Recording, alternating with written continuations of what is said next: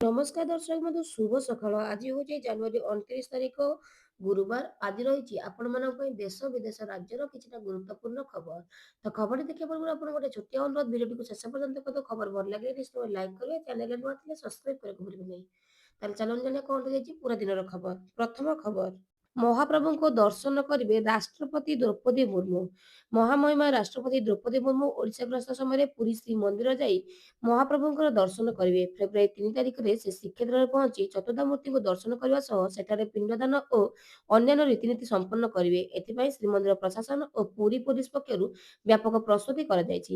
ରାଷ୍ଟ୍ରପତିଙ୍କ ଗସ୍ତ ସମୟରେ ସାଧାରଣ ଦର୍ଶନାର୍ଥୀଙ୍କ ପାଇଁ କିଛି ସମୟ ନିମନ୍ତେ କଟକଣା ଲାଗୁ ହେବା ପରେ କେବଳ ପାଳିଆ ସେବାୟତମାନେ ମନ୍ଦିର ଭିତରେ ରହିପାରିବେ। ଏହା ସହ ଯାଜପୁର ଓ ବାଲେଶ୍ୱର ମଧ୍ୟ ଗସ୍ତ କରିବାକୁ ନେଇ ବିଭିନ୍ନ ସରକାରୀ କାର୍ଯ୍ୟକ୍ରମରେ ଯୋଗ ଦେବାର କାର୍ଯ୍ୟସୂଚୀ ମଧ୍ୟ ରହିଛି। ପରବର୍ତ୍ତୀ ଖବର, ରାଉରକେଲାରେ 8,884 କୋଟି ଟଙ୍କାର ପ୍ରକଳ୍ପ ଶୁଭାରମ୍ଭ। ପଶ୍ଚିମ ଓଡ଼ିଶାର ବିକାଶ ପାଇଁ ମୁଖ୍ୟମନ୍ତ୍ରୀ ମୋହନ ଚରଣ ମାଝୀ ରାଉରକେଲାଠାରେ 8,884 କୋଟି ଟଙ୍କାର ବିଭିନ୍ନ ପ୍ରକଳ୍ପର ଶୁଭାରମ୍ଭ କରିଛନ୍ତି। ଏହି ପ୍ରକଳ୍ପଗୁଡ଼ିକ ଶିଳ୍ପ ଓ ଭିତ୍ତିଭୂମି କ୍ଷେତ୍ରରେ ଏକ ନୂଆ ବିପ୍ଳବ ଆଣିବ ବୋଲି ଆଶା କରାଯାଉଛି। ଏହାଦ୍ୱାରା ହଜାର ହଜାର ଯୁବକ ଯୁବତୀଙ୍କ ପାଇଁ ନିଯୁକ୍ତି ସୁଯୋଗ ସୃଷ୍ଟି ହେବ। ଶିଳ୍ପାୟନ କ୍ଷେତ୍ରରେ ଓଡ଼ିଶାକୁ ଏକ ଅଗ୍ରଣୀ ରାଜ୍ୟ ଭାବରେ ଗଢ଼ି ତୋଳିବା ସରକାରଙ୍କର ମୂଳ ଲକ୍ଷ୍ୟ ବୋଲି କହିଛନ୍ତି ମୁଖ୍ୟମନ୍ତ୍ରୀ। ଏଣ୍ଟରପ୍ରାଇଜ ଓଡ଼ିଶା କାର୍ଯ୍ୟକ୍ରମରେ ଯୋଗ ଦେଇ ସେ ପଶ୍ଚିମ ଓଡ଼ିଶାକୁ ବିକାଶମୁଖୀ ସ୍ରୋତରେ ସାମିଲ କରିବା ପାଇଁ ଅନେକ ନୂଆ ପୁଞ୍ଜିନିବେଶ ଘୋଷଣା କରିଛନ୍ତି। ପରବର୍ତ୍ତୀ ଖବର, ଅପପୁଷ୍ଟି ମୁକ୍ତ ଓଡ଼ିଶା ଗଠନ ପାଇଁ ସରକାରଙ୍କର ଲକ୍ଷ୍ୟ। ରାଜ୍ୟରେ ଅପପୁଷ୍ଟି ସମ୍ପୂର୍ଣ୍ଣ ଦୂର କରିବା ପାଇଁ ରାଜ୍ୟ ସରକାର ଏକ ମିଶନ ଆରମ୍ଭ କରିଛନ୍ତି। ଉପମୁଖ୍ୟମନ୍ତ୍ରୀ ପ୍ରଭାତୀ ପରିଡ଼ା ଏନେଇ ସୂଚନା ଦେଇ କହିଛନ୍ତି ଯେ ଗର୍ଭବତୀ ମହିଳା ଓ ଶିଶୁମାନଙ୍କୁ ସଠିକ୍ ପୁଷ୍ଟିକର ଖାଦ୍ୟ ଯୋଗାଇ ଦେବା ପାଇଁ ଅଙ୍ଗନବାଡ଼ି ମାଧ୍ୟମରେ ବିଭିନ୍ନ ଯୋଜନା ଚାଲୁଅଛି। ଓଡ଼ିଶାକୁ ଅପପୁଷ୍ଟି ମୁକ୍ତ କରିବା ପାଇଁ ଜନଭିଆଧିକାର ଆବଶ୍ୟକ। ତେଣୁ ସେବା ଓ ସଚେତନତା ଜରିଆରେ ଗ୍ରାମାଞ୍ଚଳ ଲୋକଙ୍କୁ ସ୍ୱାସ୍ଥ୍ୟ ପ୍ରତି ସଜାଗ କରାଯାଉଛି। ବିଶେଷ କରି ମାତୃ ମୃତ୍ୟୁ ହାର ଓ ଶିଶୁ ମୃତ୍ୟୁ ହାର ହ୍ରାସ କରିବା ପାଇଁ ସରକାର ପ୍ରାଥମିକତା ଦେଉଛନ୍ତି। ଏହି କାର୍ଯ୍ୟକ୍ରମରେ ବିଭିନ୍ନ ସ୍ୱେଚ୍ଛାସେବୀ ସଂଗଠନକୁ ମଧ୍ୟ ସାମିଲ କରାଯିବ। ପରବର୍ତ୍ତୀ ଖବର, ଓମଫେଡ୍ ବୁଥରେ ଗୁଟ୍ଖା ବିକିଲେ ଆକ୍ସନ, ଲାଇସେନ୍ସ ବାତିଲ ନେଇ ବିଏମ୍ସିର ଚେତାବନୀ। ତେବେ ଓମଫେଡ୍ ବୁଥରେ ଗୁଟ୍ଖା ମିଳିଲେ ଆକ୍ସନ ନିଆଯିବ। ଭେଣ୍ଡିଂ ଜୋନ୍ ଓମଫେଡ୍ ବୁଥରେ ଗୁଟ୍ଖା ବିକିଲେ ଆକ୍ସନ ନିଆଯିବ ବୋଲି କୁହାଯାଉଛି। ଲାଇସେନ୍ସ ମଧ୍ୟ ବାତିଲକୁ ନେଇ ବିଏମ୍ସିର ଚେତାବନୀ ଦେଇଛନ୍ତି। ବିଏମ୍ସି ଅଞ୍ଚଳରେ ଗୁଟ୍ଖା ବିକ୍ରି ସମ୍ପୂର୍ଣ୍ଣ ନିଷେଧ।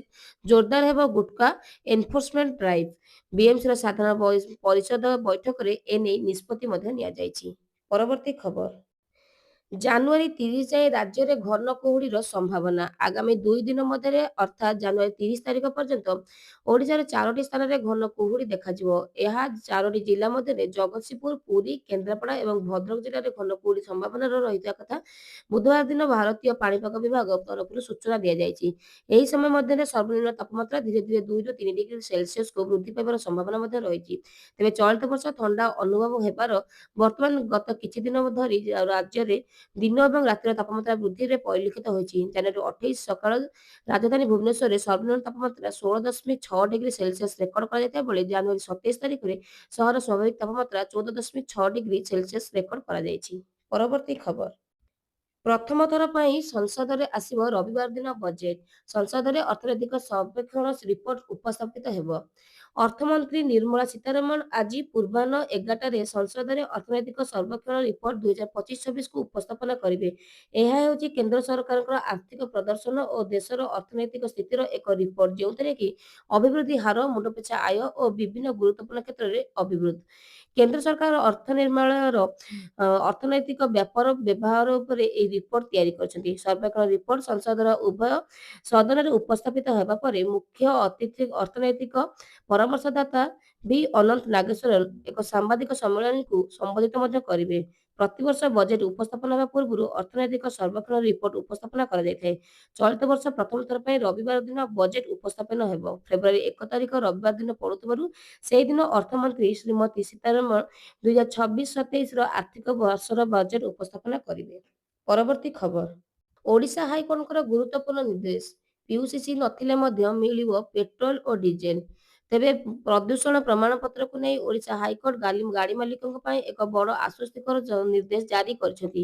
କୋର୍ଟ ସ୍ପଷ୍ଟ କରିଛନ୍ତି ଯେ ଗାଡ଼ିର ପିୟୁସିସି ସାର୍ଟିଫିକେଟ୍ ନଥିଲେ ମଧ୍ୟ ପେଟ୍ରୋଲ ପମ୍ପଗୁଡ଼ିକରେ ଗ୍ରାହକଙ୍କୁ ପେଟ୍ରୋଲ କିମ୍ବା ଡିଜେଲ ଦେବାକୁ ବଞ୍ଚିତ କରାଯାଇପାରିବ ନାହିଁ। ରାଜ୍ୟ ପରିବହନ କମିଶନଙ୍କ ପକ୍ଷରୁ 2025 ଏହି ନିର୍ଦ୍ଦେଶକୁ ଚ୍ୟାଲେଞ୍ଜ କରି ହାଇକୋର୍ଟରେ ଜନସ୍ୱାର୍ଥ ମାମଲା ରୁଜୁ କରିଥିଲେ।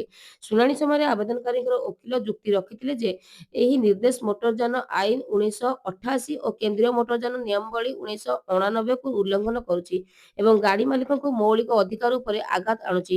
ହାଇକୋର୍ଟଙ୍କ ମାମଲାର ଶୁଣାଣି ପରେ ବାହନ ପୋର୍ଟାଲର ତୁରନ୍ତ ସଂଶୋଧନ କରିବାକୁ ରାଜ୍ୟ ସରକାର ନିର୍ଦ୍ଦେଶ ଦେଇଛନ୍ତି। କୋର୍ଟ କହିଛନ୍ତି ଯେ ଜୋରିମାନା ବାକି ଥିଲେ ମଧ୍ୟ ପିୟୁସିସି ସାର୍ଟିଫିକେଟ ଜାରି କରିବାରେ କୌଣସି ବାଧା ହେବା ଉଚିତ ନୁହେଁ। ଏହି ମାମଲା ପରବର୍ତ୍ତୀ ଶୁଣାଣି ପରେ ଗୋଟିଏ ସପ୍ତାହ ପରେ ହେବ। ହାଇକୋର୍ଟଙ୍କ ଏହି ନିର୍ଦ୍ଦେଶ ପରେ ରାଜ୍ୟରେ ଗାଡ଼ି ମାଲିକଙ୍କର ବଡ଼ ଧରଣର ରିହାତି ପାଇଛନ୍ତି। ପରବର୍ତ୍ତୀ ଖବର। ମହାନଦୀ ବିବାଦ, ଛତିଶଗଡ଼ ଯିବେ ଓଡ଼ିଶା ଟିମ୍। ମହାନଦୀ ପାଣିକୁ ନେଇ ବିବାଦ ପୁଣି ଥରେ। ଛତିଶଗଡ଼ ଗସ୍ତ କରିବେ ମହାନଦୀ ବଞ୍ଚାଅ ଆନ୍ଦୋଳନରେ ପ୍ରତିନିଧି ମଣ୍ଡଳୀ। କଲମା ବ୍ୟାରେଜ ତଳେ ନିର୍ମିତ ବାଲି ବନ୍ଧକୁ ପ୍ରଦର୍ଶନ କରିବା ପାଇଁ ଏହି ଟିମ୍। ଛତିଶଗଡ଼ରେ ମହାନଦୀ ସୁରକ୍ଷା ପାଇଁ କାର୍ଯ୍ୟ କରୁଥିବା ସଂଗଠନ ସହିତ ଏହି ପ୍ରତିନିଧି ଦଳ ଆଲୋଚନା କରିବେ। ତା ସହିତ ଝାରସୁଗୁଡ଼ାରେ ରାତ୍ରି ଯାପନ କରି ଫେରି ଆସିବେ। ପରିଦର୍ଶନ କରିବା ସମୟରେ 29 ତାରିଖରେ ଝାରସୁଗୁଡ଼ା ଓ ବୁଦ୍ଧିଜୀବୀ ଓ ନଦୀ ପାଇଁ ଚିନ୍ତିତ ବ୍ୟକ୍ତିବିଶେଷଙ୍କ ସହ ଆଲୋଚନା କରିବେ। ତା ସହିତ ଏହି ପ୍ରତିନିଧି ଦଳରେ ମହାନଦୀ ବଞ୍ଚାଅ ଆନ୍ଦୋଳନର ଆବାହକ ସୁଦର୍ଶନ ଦାସ ସହ ଆବାହକ ବାସୁଦେବ ଭଟ୍ଟ, ସଂଯୋଜକ ସଚ୍ଚିଦାକାନ୍ତ ପ୍ରଧାନ, ବିଜୟ ପରିଡ଼ା, ପ୍ରବକ୍ତା ପ୍ରସନ୍ନ ବଣଇ ପ୍ରମୁଖ ସାମିଲ ମଧ୍ୟ ହେବେ। ପରବର୍ତ୍ତୀ ଖବର। 19 ମାସ ହେବ ଓଡ଼ିଶା ବି ଦ୍ରୁତ ବିକାଶର ଯାତ୍ରୀ। ବାରବାଟୀ ଷ୍ଟାଡିୟମରେ ଆୟୋଜିତ ଜିଲ୍ଲାସ୍ତରୀୟ ସାଧାରଣତନ୍ତ୍ର ଦିବସ ଉତ୍ସବରେ ମୁଖ୍ୟ ଅତିଥି ଭାବରେ ମୁଖ୍ୟମନ୍ତ୍ରୀ ମୋହନ ଚରଣ ମାଝୀ ଯୋଗ ଦେଇ ପତାକା ଉତ୍ତୋଳନ କରାଇଥିଲେ।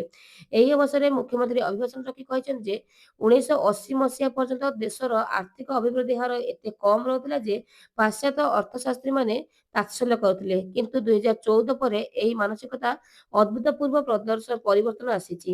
ମାନନୀୟ ପ୍ରଧାନମନ୍ତ୍ରୀ ମୋଦିଜୀଙ୍କର ନେତୃତ୍ୱରେ ଦେଶ ଏକ ନୂତନ ବିକାଶର ମାର୍ଗରେ ଚାଲିବା ଆରମ୍ଭ କରିଛି। ଆଜି ମୋଦି ଜି ଦେଶର ଅର୍ଥନୈତିକ ବିଶ୍ୱର ଚତୁର୍ଥ ବୃହତ୍ତମ ଅର୍ଥନୀତିରେ ପରିଣତ କରିଛନ୍ତି, ଯାହା ଆସନ୍ତା କିଛି ବର୍ଷ ମଧ୍ୟରେ ବିଶ୍ୱର ତୃତୀୟ ବୃହତ୍ତମ ଅର୍ଥନୀତି ହେବାକୁ ଯାଉଛି। ମୋଦିଜୀଙ୍କର ଅନେକ ଦୂରଦୃଷ୍ଟି ସମ୍ପନ୍ନ ନୀତି ଯୋଗୁଁ ଦେଶ ଆଜି ନୂଆ ନୂଆ କ୍ଷେତ୍ରରେ ଅଗ୍ରଣୀ ଭୂମିକା ଗ୍ରହଣ କରିଛି। ମେକ୍ ଇନ୍ ଇଣ୍ଡିଆ କାର୍ଯ୍ୟକ୍ରମ ଭାରତକୁ ଆତ୍ମନିର୍ଭର ରାସ୍ତାରେ ଆଗକୁ ନେଉଛି। ଚିପ୍ ରୁ ସିପ୍ ପର୍ଯ୍ୟନ୍ତ ମ୍ୟାନୁଫ୍ୟାକ୍ଚରିଂର ସମସ୍ତ ହାର ଭାରତ ସଫଳତା ହାସଲ କରିବା ଆରମ୍ଭ ମଧ୍ୟ କରିଛି। ପରବର୍ତ୍ତୀ ଖବର। ଯୋଗାଣ ମନ୍ତ୍ରୀଙ୍କର କଡ଼ା ତାଗିଦ, ମୃତ ବ୍ୟକ୍ତିଙ୍କ ନାଁରେ ଯେତିକି ଚାଉଳ ଉଠାଇବା କଥା 1.5 ଗୁଣା। ତେବେ ମୃତକଙ୍କ ନାଁରେ ଚାଉଳ ଉଠାଉଥିବା ବ୍ୟକ୍ତିଙ୍କର କଡ଼ା ତାଗିଦ କଲେ ଯୋଗାଣ ମନ୍ତ୍ରୀ। ମୃତକଙ୍କ ନାଁରେ ଚାଉଳ ଉଠାଉଥିଲେ ଆକ୍ସନ ହେବ କହିଛନ୍ତି କୃଷ୍ଣଚନ୍ଦ୍ର ପାତ୍ର।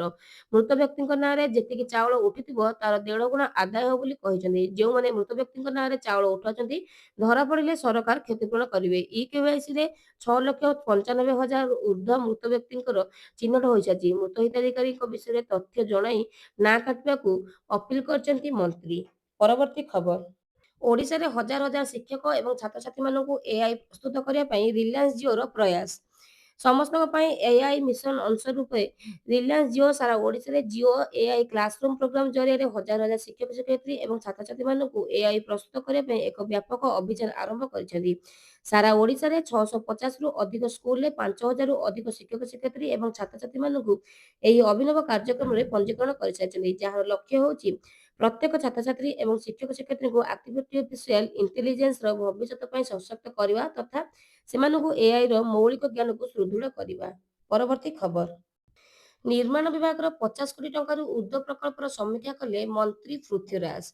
ତେବେ ଐତିହ୍ୟ ପ୍ରକଳ୍ପ ନବୀକରଣ ହେବ ଡକୁମେଣ୍ଟେସନ, ନିର୍ମାଣର ସୁରକ୍ଷା ଏବଂ ଗୁଣବତ୍ତା ଉପରେ ଗୁରୁତ୍ୱ, ଭିତ୍ତିଭୂମି ନିର୍ମାଣର ବିଳମ୍ବ ହେଲେ ହେବ କାର୍ଯ୍ୟାନୁଷ୍ଠାନ। ଧାର୍ଯ୍ୟ ସମୟସୀମା ମଧ୍ୟରେ କାମ ସମାପ୍ତ କରିବା ପାଇଁ ନିର୍ଦ୍ଦେଶ ଦିଆଯାଇଛି। ଭୁବନେଶ୍ୱରରେ 28/1/2026ରେ ରାସ୍ତାଘାଟଠାରୁ ଆରମ୍ଭ କରି କୋଠାବାଡ଼ି, ଐତିହ୍ୟ କୀର୍ତ୍ତିରାଜି ଏବଂ ଚାଲୁ ରହିଥିବା ଭିତ୍ତିଭୂମିର ପ୍ରକଳ୍ପ ତ୍ୱରିତ କାର୍ଯ୍ୟକ୍ରମକୁ ରାଜ୍ୟର ବିକାଶ ପ୍ରକ୍ରିୟାକୁ ଆଗେଇ ନେବାରେ ଇଞ୍ଜିନିୟରମାନଙ୍କଠାରୁ ଆରମ୍ଭ କରି ଠିକା ସଂସ୍ଥାମାନଙ୍କର ଗୁରୁତ୍ୱପୂର୍ଣ୍ଣ ଭୂମିକା ରହିଛି। ଅନେକ ପ୍ରକଳ୍ପର ନିର୍ମାଣ ଅଗ୍ରଗତି ସନ୍ତୋଷଜନକ ଅଟେ। ତେବେ ବିଳମ୍ବିତ ହେଉଥିବା ପ୍ରକଳ୍ପର କାରଣ ସମାଧାନ ପାଇଁ କାରଣ କ'ଣ, ନିର୍ମାଣ କାର୍ଯ୍ୟକୁ ଆଗେଇ ନେବା ପାଇଁ ଆମକୁ ଚିଠି ଏନେଇ କାର୍ଯ୍ୟ କରିବାକୁ ପଡ଼ିବ ବୋଲି ଆଇନ, ପର୍ତ୍ତୁ ଓ ଅବକାରୀ ମନ୍ତ୍ରୀ ଶ୍ରୀ ପୃଥ୍ୱୀରାଜ ହରିଚନ୍ଦନ ମତବ୍ୟକ୍ତ କରିଛନ୍ତି। ପରବର୍ତ୍ତୀ ଖବର। ମହିଳା ସହାୟିକା ଗୋଷ୍ଠୀଙ୍କ ପାଇଁ ନୂଆ ବଜାରର ସୁବିଧା ମିଶନ ଶକ୍ତି ମହିଳାମାନଙ୍କ ଦ୍ୱାରା ପ୍ରସ୍ତୁତ ସାମଗ୍ରୀକୁ ବିକ୍ରି କରିବା ପାଇଁ ସରକାର ସ୍ୱତନ୍ତ୍ର ବଜାର ବ୍ୟବସ୍ଥା କରୁଛନ୍ତି। ତେବେ ମହିଳା ଓ ମତ୍ସ୍ୟ ମହୋତ୍ସବରେ ଏହି ସାମଗ୍ରୀ ଗୁଡ଼ିକ ସ୍ଥାନ ଦିଆଯାଉଛି। ଏହା ସହ ଅନଲାଇନ୍ ପ୍ଲାଟଫର୍ମ ଜରିଆରେ ମଧ୍ୟ ଏହି ସାମଗ୍ରୀ ଗୁଡ଼ିକ ବିକ୍ରି ହେବ। ମହିଳାମାନେ ଆର୍ଥିକ ଭାବରେ ଶକ୍ତିଶାଳୀ ହେବା ସହିତ ସମାଜର ବିକାଶ ହେବ। ଏହି ଲକ୍ଷ୍ୟ ନେଇ ସରକାର ସେମାନଙ୍କୁ କମ୍ ସୁଧରେ ଋଣ ଏବଂ ପ୍ରଶିକ୍ଷଣ ଯୋଗାଇ ଦେଉଛନ୍ତି। ସେମାନଙ୍କ ଉତ୍ପାଦନକୁ ବିଦେଶୀ ବଜାରରେ ମଧ୍ୟ ପହଞ୍ଚିବା ପାଇଁ ଯୋଜନା ପ୍ରସ୍ତୁତ ହେଉଛି। ପରବର୍ତ୍ତୀ ଖବର। ପ୍ୟାନ୍ ଓ ଆଧାର ଲିଙ୍କ ନଥିଲେ 1000 ଟଙ୍କା ଜୋରିମାନା। ପ୍ୟାନ୍ କାର୍ଡ ସହିତ ଆଧାର କାର୍ଡ ଲିଙ୍କ କରିବା ଏବେ ବାଧ୍ୟତାମୂଳକ ହୋଇଯାଇଛି। ଯେଉଁମାନେ ଏପର୍ଯ୍ୟନ୍ତ ଏହି କାମ କରିପାରିନାହାନ୍ତି ସେମାନଙ୍କୁ 1000 ଟଙ୍କା ଜୋରିମାନା ଦେବାକୁ ପଡ଼ିବ। ଯଦି ପ୍ୟାନ୍ କାର୍ଡ ନିଷ୍କ୍ରିୟ ହୋଇଯାଇଥାଏ ତେବେ ଏହି ପ୍ରକ୍ରିୟା ଦ୍ୱାରା ତାହା ପୁଣି ସକ୍ରିୟ ହୋଇଯିବ। ଆର୍ଥିକ କାରବାର ସ୍ୱଚ୍ଛତା ଆଣିବା ପାଇଁ ସରକାର ଏହି ନିୟମକୁ କଡ଼ାକଡ଼ି କରିଛନ୍ତି। ଅନଲାଇନ୍ ପୋର୍ଟାଲ ଜରିଆରେ ଲୋକେ ନିଜର ଲିଙ୍କ ସ୍ଥିତି ଯାଞ୍ଚ କରିପାରିବେ। ସମୟସୀମା ପୂର୍ବରୁ ଏହାକୁ ସମ୍ପୂର୍ଣ୍ଣ କରିବା ପାଇଁ ଆୟକର ବିଭାଗ ପକ୍ଷରୁ ପରାମର୍ଶ ଦିଆଯାଇଛି। ଏହା ତ ଥିଲା ଆଜିର ପୁରା ଦିନର ଖବର। ଯଦି ଖବରଟି ଆପଣମାନଙ୍କୁ ଭଲ ଲାଗିଥାଏ ଭିଡ଼ିଓଟିକୁ ଲାଇକ୍ କରିବା ସହିତ ଚ୍ୟାନେଲରେ ନୂଆ ଥିଲେ ସବସ୍କ୍ରାଇବ୍ କରିବାକୁ ଭୁଲିବେ ନାହିଁ। ଜୟ ଜଗନ୍ନାଥ।